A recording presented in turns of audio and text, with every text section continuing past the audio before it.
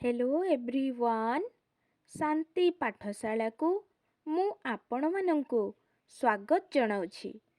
आज मु नहीं आसीछि आपण मानक पई एक सुंदर पत्र लिखन। विषयटी होछि एक बनभोजीर अनुभूति वर्णना करी सांग निकटकू पत्र लेख।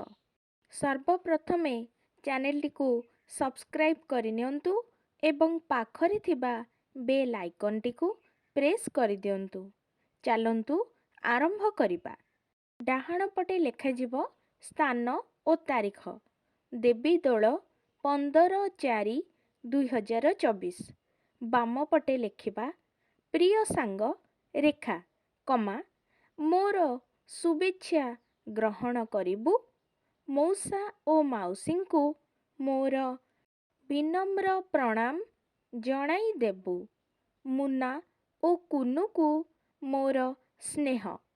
5 दिन हेला तोर चिठी पाइथिले मध्य ए जाए सुजोग अभावरु तो पाखकू चिठी लेखि पारि नथिली।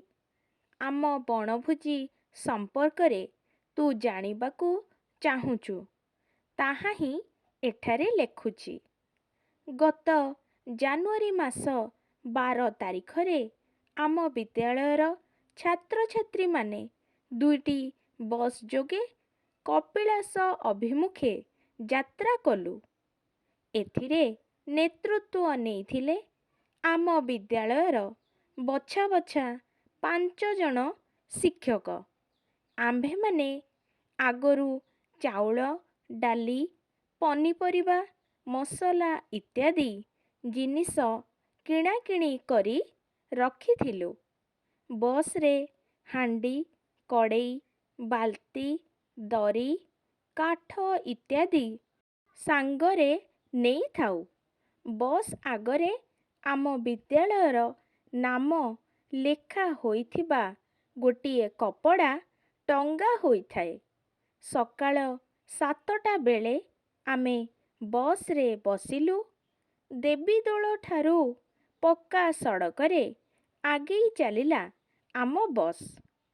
रास्ता दुई कड़र सबुज बनभूमि देखि देखि चली थाउ।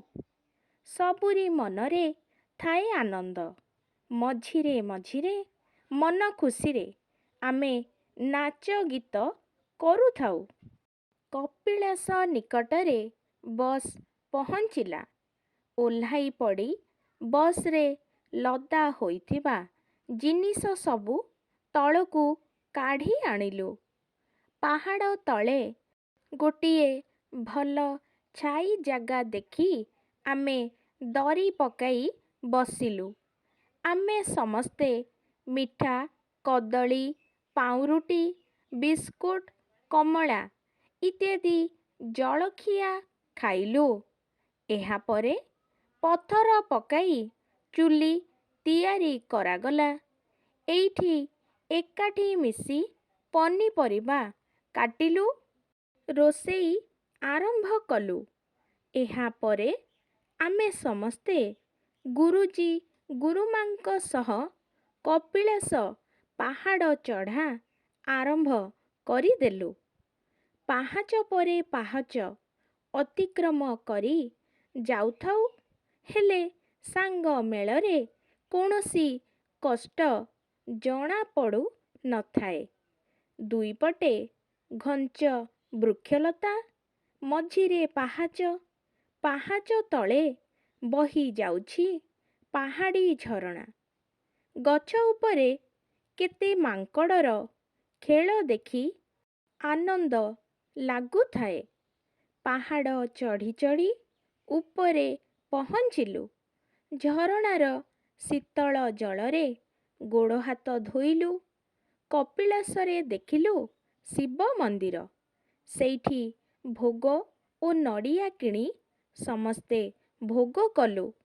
दर्शन सारी तले आसी आमर रोसेई स्थान रे पहुँचिलु। समस्ते मिलीमिशी पत्र पकाई खाइबाकू आरंभ कलु। पहाड़ ଚଢ଼ା ପରେ ଖୁବ୍ ଭୋକ ଲାଗୁଥାଏ।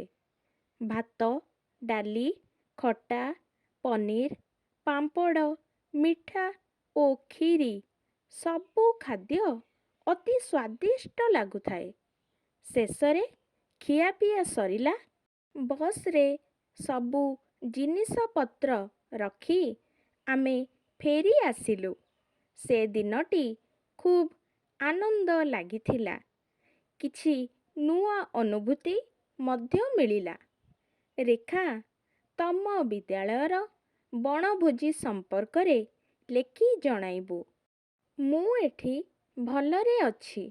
ପଢ଼ାପଢ଼ି ମଧ୍ୟ ଠିକ୍ ଚାଲିଛି। ଏଇ ଛୁଟିରେ ନିଶ୍ଚୟ ଆମ ଘରକୁ ଆସିବୁ। ଇତି, ତୋର ସାଙ୍ଗ ଲକ୍ଷ୍ମୀ। ଶେଷରେ ଲେଖିବା ଠିକଣା। ବାମ ପଟେ ରହିବ ପ୍ରେରକ, ଡାହାଣ ପଟେ ପ୍ରାପକ ଓ ଟିକେଟ।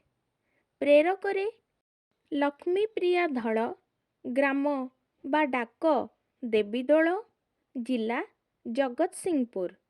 ପ୍ରାପକରେ ରଶ୍ମିରେଖା ମହାପାତ୍ର, ଗ୍ରାମ ବା ଡାକ ନୀଳକଣ୍ଠପୁର, ଜିଲ୍ଲା କେନ୍ଦ୍ରାପଡ଼ା। ଆଜିକାର ଭିଡ଼ିଓଟି ଆପଣଙ୍କୁ କିପରି ଲାଗିଛି କମେଣ୍ଟ ମାଧ୍ୟମରେ ନିଶ୍ଚୟ ଜଣାଇବେ ଏବଂ ଲାଇକ୍, ସେୟାର, ସବସ୍କ୍ରାଇବ୍ କରିବାକୁ ଜମାରୁ ଭୁଲିବେନି। ଧନ୍ୟବାଦ।